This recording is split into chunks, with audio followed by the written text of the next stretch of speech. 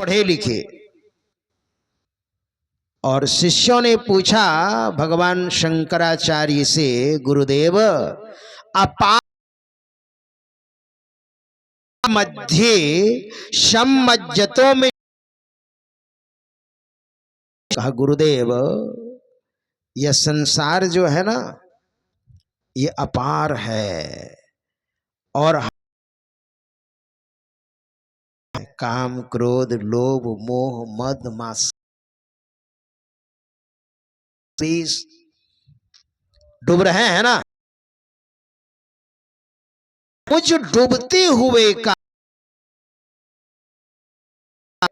अवलंब क्या है? भगवान शंकर के अवतार थे। मन किया इस घोर कली काल में रूप में आए, शंकरम शंकराचार्यम, शंकर भगवान ही शंकराचार्य के रूप में आए।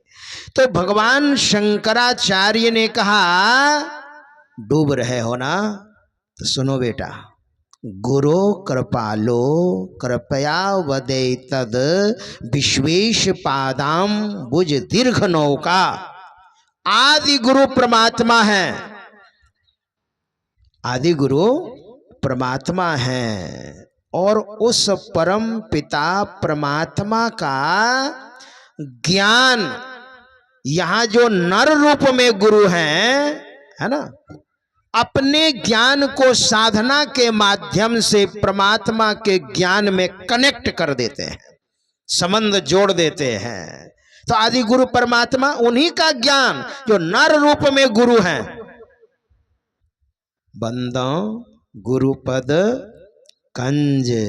गोस्वामी तुलसीदास जी महाराज जब गुरु की वंदना करने लग गए तो कहा बंदो गुरुपद कंज, गुरु के चरण कमल की वंदना कर रहा हूं, और महामोह जो भयंकर अज्ञान की जो राशि है उसको नाश करने वाले आपके एक वचन महाराज, महामोह तम पुंज जासु वचन, आपके वचन रवि कर निकर, रवि मतलब सूर्य, कर मतलब किरण प्रकाश, और निकर मतलब समूह, प्रकाश का जो समूह है आपके एक वचन वो सूर्य की किरण की तरह है, और हमारे अंदर से अज्ञान अंधकार को दूर कर देती है वह किरण।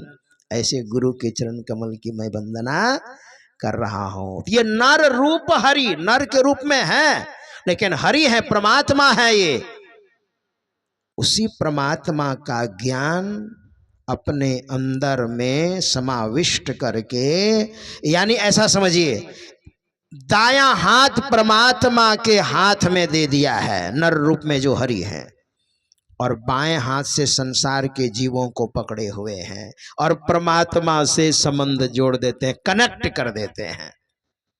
इसलिए जो गुरु की शरण में आते हैं उनका बेड़ा पार लग जाता है, और जो गुरु की शरण में नहीं आते हैं उनका बेड़ा पार नहीं लगता है। इसलिए आदि गुरु, प्रारंभ के गुरु परमात्मा को भी गुरु कहा है। भगवान शंकराचार्य ने प्रश्नोत्तरी में अपने ग्रंथ में वो लिखते हैं। लेकिन ये बात समझ में कैसे आएगी? जब तक सत्संग नहीं कीजिएगा बात समझ में नहीं आएगी, है ना। बहुत लंबे समय तक आपको सत्संग करना पड़ेगा। इसलिए जितने भी महापुरुष वे सबों ने सत्संग किया है। माता सती का दक्ष प्रजापति के यज्ञ में जब उन्होंने अपना शरीर, पांच भौतिक शरीर योगाग्नि में परित्याग कर दिया, भोले बाबा की निंदा कर रहे थे लोग गुस्सा में। भोले बाबा चले गए हिमालय, और हिमालय चले गए, वहां लिखा है रामायण में, गिरी सुमेरु उत्तर दिशि दूरी, उत्तर दिशि नैल नील सील एक सुंदर भूरी, उत्तर दिशा में। और वहीं पर भोले बाबा ध्यान करने लग गए। काकभूषुंडी जी जहां पर सत्संग करते थे वहां सत्संग करते थे काकभूषुंडी जी, बहुत सारे पक्षी आते थे, और भोले बाबा भी जाकर के पक्षी बन करके, हंस बन करके सत्संग सुनते थे। बोलिए माता पार्वती को भोले बाबा जब रामायण सुनाने लग गए ना, रचि महेश निज मानस राखा, पाय सुसमव शिवासन भाखा। राम के चरित्र को भगवान शंकर ने अपने मन में रखा और माता पार्वती को उचित समय, मतलब बढ़िया समय जान करके सुना दिया। तो रामायण जब सुना रहे थे, सुनाने के क्रम में भोले बाबा ने कहा देवी एक चोरी सुनाओ। कहा सुनाइए। तो वही चोरी सुनाने लग गए। कहा तुम इसके पहले सती के शरीर में थी और दक्ष प्रजापति के यज्ञ में मेरा जब अपमान होने लगा तो तुम बर्दाश्त नहीं कर पाई और अपना पंच भौतिक शरीर का परित्याग योगाग्नि में परित्याग कर, और जब मर गई ना तो मुझे बैराग हो गया। और काकभूषुंड जी जहाँ ध्यान करते थे उत्तर दिशा में, वहां पर मैं ध्यान करता था और सत्संग सुनता था। सत्संग नित अरो ध्यान नित, हमारे गुरुदेव ने भी कहा है। सत्संग करता था और ध्यान करता था। आम छा कर मानस पूजा, तजी हरि भजन काज नहीं दूजा। बट तर हरि कथा प्रसंगा, आवहि सुनहि अनेक विहंगा। सत्संग होता था। काकभूषण जी सत्संग करते थे तो वहां पर हंस बन करके मैं सत्संग सुनता था। भोले बाबा सत्संग सुनते थे। गिरिजा संत समागम, सम न लाभ कछु आन, बिनु हरि कृपा न होई सो गावहि वेद पुराण। भोले बाबा स्वयं ध्यान करते थे और सत्संग सुनते थे। भोले बाबा, तब इनकी इतनी महिमा है भोले बाबा की। तो आपको सत्संग सुनना पड़ेगा। केवल आप अपने मनमाने ढंग से पढ़ रहे हैं। बड़े बड़े विद्वान को देखिएगा। एक विद्वान मेरे पास आया और उस विद्वान ने, आपको क्या बताऊं, एमए किया हुआ था, एमए, और कहा महाराज मैंने बहुत सारे संप्रदाय में जाकर के सत्संग सुना और सारे संप्रदाय के लोग यही कहते हैं कि मेरा संप्रदाय बड़ा, मेरे गुरु महाराज बड़े, आइए आप। तो मैंने कहा वो तो मैं भी कहूंगा यही। क्या हमारे पास आइएगा तो हम भी कहेंगे मेरे गुरु महाराज महान है। आपको मैं ऐसा नहीं कहूंगा। आइए आप पहले सत्संग सुनिए। आपको बहुत सारे संप्रदायों में जाके सत्संग सुना उसने, लेकिन संत मत का जब सत्संग सुना और उनको जब ज्ञान हुआ तो कहते हैं कि हम दीक्षा लेंगे। आप हमसे भजन वेद लिया उसने। इसलिए धर्मशास्त्र कहता है नाना मार्गेश दुष्प्रापम कैवल्यम परमम पदम, पतिता शास्त्र जालेषु प्रज्ञा तेनो मोहिता। नाना मार्गेश दुष्प्रापम, और सारे मार्गों से उस परमपिता परमात्मा को आप नहीं प्राप्त कर सकते हैं। मनमाने ढंग से आप अध्ययन कीजिएगा, बिना गुरु का ज्ञान नहीं होता है। क्योंकि अपने ढंग से आप अध्ययन कर रहे हैं, खूब अध्ययन कर रहे हैं आप, है ना। मनमाने ढंग से क्या ज्ञान होगा आपको। ये तो बात वही हो गई। एक आदमी पढ़ रहा था, बहुत विद्वान था, और पढ़ते पढ़ते पढ़ते पढ़ते क्या पढ़ा, वेद पढ़ना पाप है, ये पढ़ लिया उसने। वेद पढ़ना पाप है और वहीं पर छोड़ दिया। वेद पढ़ना पाप है और बीच में ही छोड़ दिया और प्रचार करने लग गया, कोई वेद मत पढ़ो भैया। क्यों? वेद पढ़ना पाप है। नहीं कहते अधगल गगरी चलकल जाए, अधूरा ज्ञान खतरनाक होता है। पूरा प्रचार किया और निंदा शिकायत तो बहुत जल्दी न फैल जाती है, बढ़िया ज्ञान तो बहुत देर लगती है, निंदा शिकायत तुरंत फैल जाती है। अब इतना प्रचार हो गया, वेद पढ़ना पाप है, वेद पढ़ना पाप है, वेद पढ़ना पाप है। लेकिन समाज में अच्छे लोग भी तो होते हैं, कम होते हैं लेकिन अच्छे लोग भी होते हैं।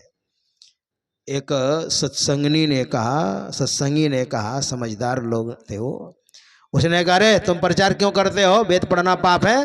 भारतीय संस्कृति का मूल स्तंभ वेद है और तुम कहते हो वेद पढ़ना पाप है। किसने तुमको सिखाया? डांट करके जब पूछा, हाँ मेरे गुरुजी ने कहा। चलो तो गुरुजी के पास। और गुरुजी के पास जब गए, कहाँ जी तुमने पढ़ा वेद पढ़ना पाप है? हिंदू हो करके और गलत प्रचार करते हो, वेद पढ़ना पाप है। उसने कहा मेरे गुरुजी ने कहा है। चलो तुम्हारे गुरुजी के पास। और उसके पास जब गए उसको भी डांट लगाई। कहा तुमने पढ़ा वेद पढ़ना पाप है? कहा मेरे गुरुजी ने कहा है।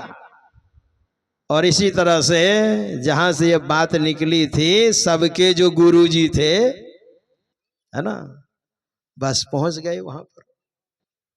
कहाँ पढ़ा है तुमने जी वेद पढ़ना पाप है? कहाँ मैंने पढ़ा है, मैंने प्रचार किया है। चलिए, तो मोटा सा ग्रंथ निकाला और ग्रंथ निकाला और बीच में उल्टाया और उसमें सही में लिखा था वेद पढ़ना पाप है। तो जो समझदार थे सत्संगी, उसने कहा इसका पूरा वाक्य पढ़ो, वेद पढ़ना पाप है, इसका पूरा वाक्य पढ़ो। वेद पढ़ना पाप है, कोमा दिया हुआ है, फुल स्टॉप कहाँ है?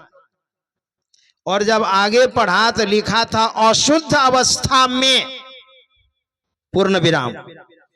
वेद पढ़ना पाप है, कोमा दे दिया, अशुद्ध अवस्था में पूर्ण विराम। अशुद्ध अवस्था में जो वेद पढ़ेगा तो पाप लगेगा। वो ये बात है, तब डांट लगाइए उसको। गलत प्रचार करते हो तो वही बात है। इसको कहते हैं मनमुख। इसी तरह से पढ़ करके आदमी प्रचार करता है।